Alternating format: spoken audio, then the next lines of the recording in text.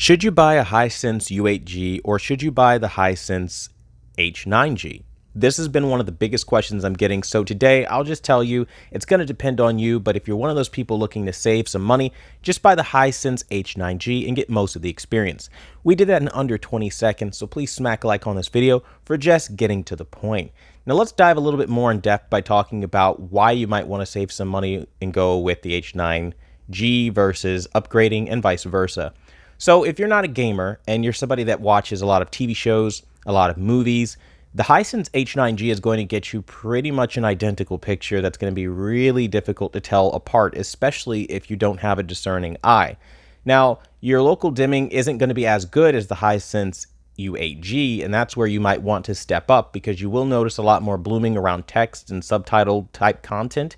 So that's something you might want to think about. But being that you probably aren't a gamer, if that's your avenue that you're going down, you aren't going to run into the most severe cases of the blooming, right? So when you're watching games that have logos load up, you're not really going to be experiencing that level of bloom. So that's something you don't have to worry about.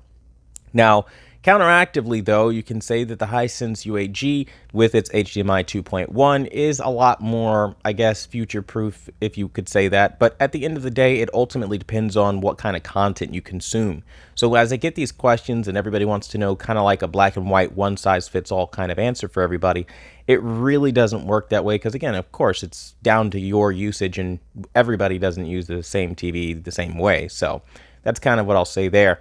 I can say, though, if I had to choose between the two TVs, personally, I would probably lean more towards the Hisense H9G. And the reason for that is I found motion on the Hisense H9G to be better than the U8G. Not that there's a terrible motion problem like you have on the Sony, but it does need to be optimized a bit more. And at the time of reviewing, when I did review it, they were working on a fix for that. And also the color cyan when I was calibrating wasn't exactly buttoned up and it would turn green instead of cyan. So it was something that as a professional, I couldn't get the results I was looking for, where on the H9G, I didn't have those problems and it was a lot easier to get what I wanted.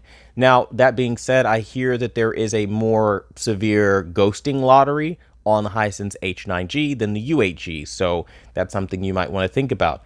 Though, counteractively, there are almost an equal amount of people these days saying that they've run into ghosting on their Hisense U8G, so I really, at this point, don't know what to think because I've never run into it on either of those displays. So, for everybody asking me about ghosting and my thoughts on that, I really don't know what to say.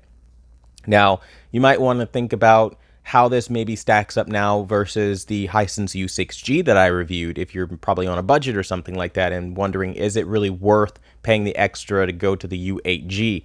And I'd say for the motion processing, it is. The U6G just doesn't have what it takes to hold its own when you get to those really challenging areas. And I think that's really what's going to shut everything down for you, because you're going to be enjoying yourself, you're going to be having a good time, and then the next thing you know, you're trying to watch something that's a low frame rate, and that's where it really tanks. So as long as you're watching only high frame rate stuff, you can get away with it, but the lower frame rate stuff is where I had the problem. Again, it's not the worst thing I've ever seen, but I don't like motion jitters at all, and the fact that it doesn't have motion processing does slow you down. But between the Hisense U8G and H9G, I think it's an exceptional TV. Now, the U6G, in my personal opinion, has better black levels than both of those TVs, and that's where it starts to get even more complicated. But at the end of the day, between one or the other, I personally would go with the Hisense H9G and save a couple of dollars if you are not trying to get HDMI 2.1, VRR, and things like that.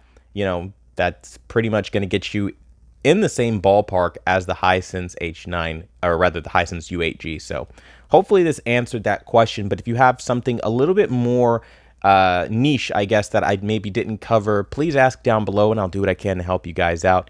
As always, thank you guys so much for watching the #1 brand in honesty and being a part of the community. Until the next video, I'll see you guys later.